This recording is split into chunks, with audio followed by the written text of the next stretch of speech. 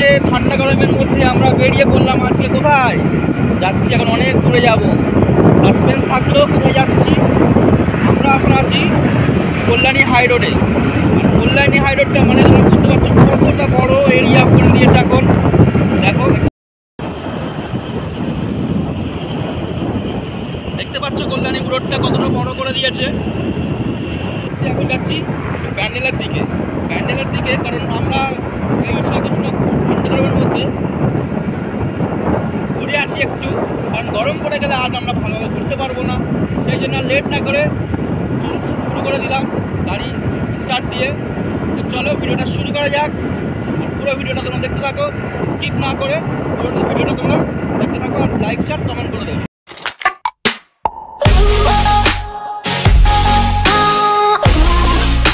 দেখতে পাচ্ছ কাপার মোড়টা আগের থেকে এখন পুরোটাই চেঞ্জ হয়ে গেছে। একটা রাস্তা চলে যাচ্ছে দিল্লি রোডের দিকে, আর একটা চলে যাচ্ছে 34 নম্বর জাতীয় সড়কের দিকে। আর উপরে একটা ব্রিজ, নিচে একটা ব্রিজ, খুবই সুন্দর লাগছে এই এরিয়াটা। আস্তে আস্তে যখন এটা আরও ডেভেলপমেন্ট হয়ে যাবে তখন তো আরও খুব সুন্দর লাগবে। কারণ আর এখন যেতে আসতে খুবই অল্প সময়ের মধ্যে আমরা অনেক দূর দূর যেতে পারি। দেখতে পাচ্ছ আমরা আস্তে আস্তে গঙ্গার উপরে চলে আসলাম, যেটা বাঁশবেড়িয়া ব্রিজ। আর বুঝতেই পারছো যে বাঁশবেড়িয়া নতুন একটা ব্রিজ হচ্ছে, আর সূর্যটা খুব সুন্দর লাগছে। আর গঙ্গার উপর থেকে যখন আমরা যাচ্ছি এই ব্রিজের উপর থেকে, আরও তো সুন্দর লাগছে এই জার্নিটা। সাইডে দেখছো বড় ব্রিজটা এখনও পর্যন্ত ফুল কমপ্লিট হয়নি, আশা করছি ফুল কমপ্লিট হয়ে গেলে আরও সুন্দর জার্নিটা করা যাবে। তোমরা যদি এখানে এসে থাকো তোমরা অবশ্যই আমাদেরকে কমেন্ট বক্সে বলবে। দূর থেকে দেখতে পাচ্ছ, আশা করি তোমরা বুঝতে পেরে গেছো যে কোথায় আমরা এসেছি। হ্যাঁ, অবশ্যই বুঝতে পেরেছো, হংসেশ্বরের মন্দির, বাঁশবেড়িয়ার এক ঐতিহ্যপূর্ণ মন্দির হংসেশ্বরের মন্দির। এই মন্দিরের অনেক ইতিহাস আছে যেটা আমরা অনেকেই জানি না। আর এইখানে দেখতে পাচ্ছ চারিদিকে পোড়ো বাড়ি বা পোড়ো জমি পড়ে আছে। আর এই মন্দিরটি 1799 সালে রাজা নরসিংহদেব মহাশয় এই মন্দিরটি স্থাপন করেছিল, কিন্তু সেই সময় পুরোটা করতে পারেনি। আর এখানে হ্যাঁ, দক্ষিণা কালী রূপে মাকে পুজো করা হয়। কিন্তু এই মন্দিরটি পরে 1802 সালে মন্দিরটি দ্বিতীয় তলা নির্মাণ করেছিল, আর তার স্ত্রী রানী শঙ্করী। আর 1814 সালে পুরো কাজটি কমপ্লিট করেছে।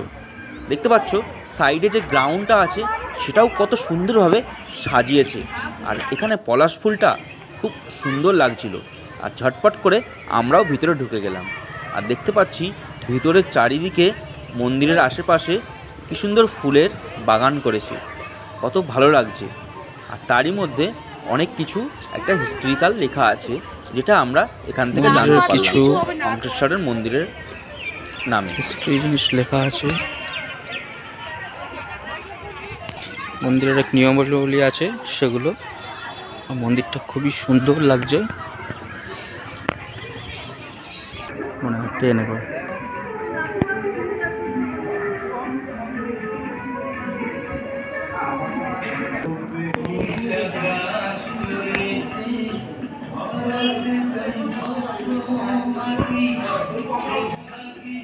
দেখতে পাচ্ছ মায়ের এক রূপ এখানে আছে।